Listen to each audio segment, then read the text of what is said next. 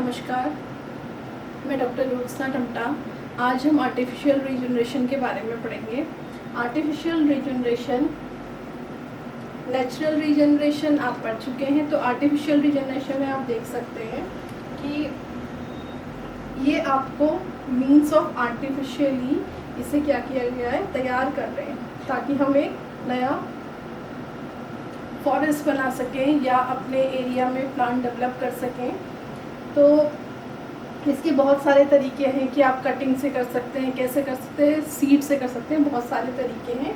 तो किसी भी फॉरेस्ट को आप जब आर्टिफिशियली तैयार कर रहे हैं, रीजनरेशन दोबारा उगा रहे हैं, तो वो आपका आर्टिफिशियल रीजनरेशन कहलाएगा। आर्टिफिशियल रीजनरेशन में आप देखेंगे कि आर्टिफिशियल रीजनरेशन करने से पहले आपको ज़रूरत है ये चीज़ पॉइंट्स देखने की कि सबसे पहले आप देखेंगे कि site of selection of site आप करेंगे अगर, तो कैसी साइट आप चूज़ कर रहे हैं, वहाँ का क्लाइमेट कैसा है, वहाँ पर कौन सी स्पीशीज़ उग सकती है। तो उसके लिए सेकंड नंबर है आप चॉइस ऑफ स्पीशीज़, वो देखेंगे कि कौन सी स्पीशीज़ वहाँ पर कंडीशन उसके लिए फेवरेबल है, वो अच्छा उसे मॉइस्चर मिल सके, सारी लाइटनिंग वगैरह सब कुछ अच्छा मिल सके, जिससे अच्छा डेवलपमेंट हो उसका।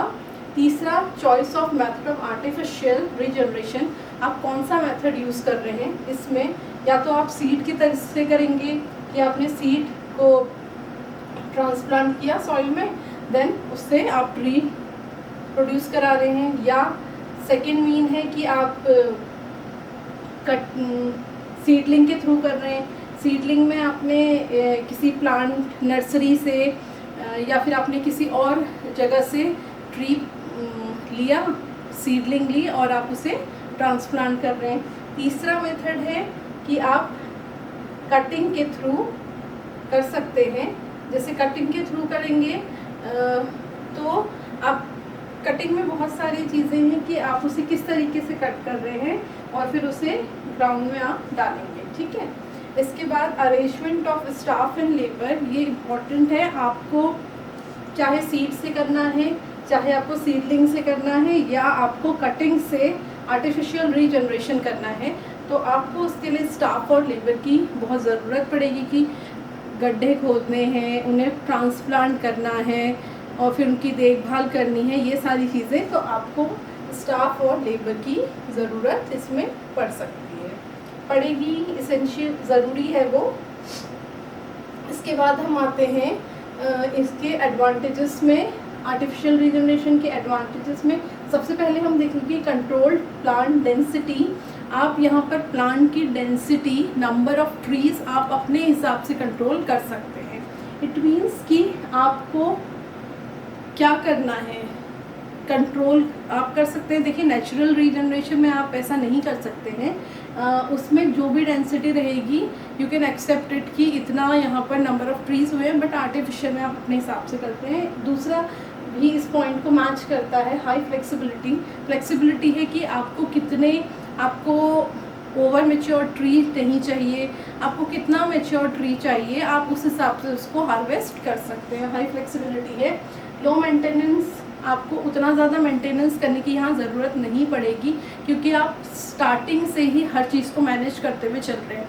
नेचुरल फॉरेस्ट में आपने डिपेंड हो गए आप नेचुरली रीजनरेशन के लिए कि आपने उसमें सारा आपने छोड़ दिया, सीड खुद गिर रहा है, खुद ही उसमें रेडिकल्स निकल रहे हैं, देन उसका सैपलिंग बन रही है, देन ट्री बन रहा है, फिर उसका जो वीड्स है वो सब, उसमें बहुत ज़्यादा बाद में मेहनत करनी पड़ती है। बट इसमें आप स्टार्टिंग से ही सारी चीज़ें कर रहे हैं तो आपको उतना ज़्यादा उसमें मेहनत करने की ज़रूरत नहीं पड़ेगी। दूसरा, नेक्स्ट अगर आप आएँ तो इसमें आपके पास बहुत अच्छा ऑप्शन है कि आप सीड की क्वालिटी को, जो आपका प्लांटिंग मटेरियल है, उससे इम्प्रूव कर सकते हैं।